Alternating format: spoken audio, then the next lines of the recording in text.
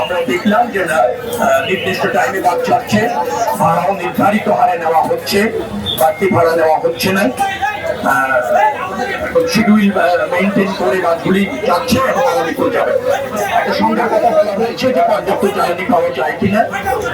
আগামীকাল থেকে ঈদ যাত্রা সড়ক পথে মূলত চাপ করবে এবং সেটা বিবেচনা করে সরকার ইতিমধ্যেই আমি বলেছিলাম যে জ্বালানি সরবরাহ পর্যাপ্ত নিশ্চিত করা হবে পাবলিক পরিবহনে, এবং সেটা আমি মনে করছি যে আগামীকাল থেকেই কার্যকর ইনশাল্লাহ হতে যাচ্ছে।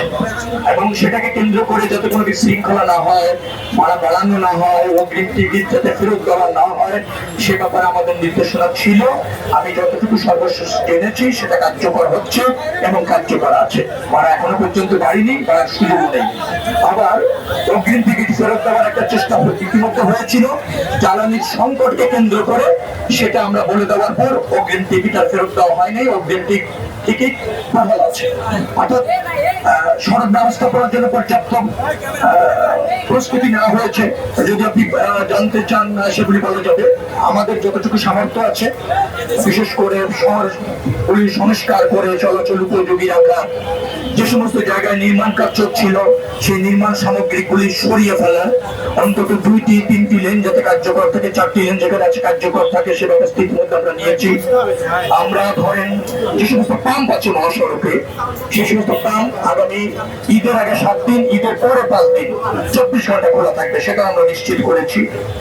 আমরা ইস্যুর জায়গায় যে সমস্ত 260টি স্পটকে আমরা চিহ্নিত করেছি যেখানে যানজট হওয়ার সম্ভাবনা থাকে এবং অতীতে হয়েছে, সেটাকে চিহ্নিত করে হাইওয়ে পুলিশ, বিআরটিএ, আমাদের পরিবহন সেক্টরের সাথে যারা জড়িত স্থানীয় পুলিশ, জেলা প্রশাসক, পুলিশ সুপার, তাদের সমন্বয়ে ওই 260টি স্পটে যাতে কোনো যানজটের তৈরি না হয় তার পর্যাপ্ত ব্যবস্থা, নিয়ন্ত্রণ ইত্যাদি ব্যবস্থাপনাটা আমরা নিশ্চিত করেছি এবং সেখানে সার্বক্ষণিকভাবে কাজ চলছে।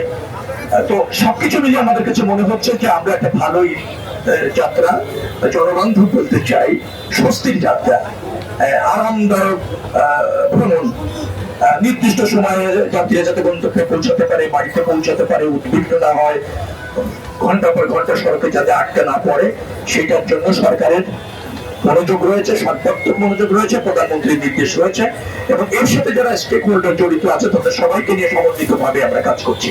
আশা করছি যে আমাদের সফল হওয়ার যে চেষ্টা আছে সেখানে কোনো ব্যত্যয় ঘটবে না।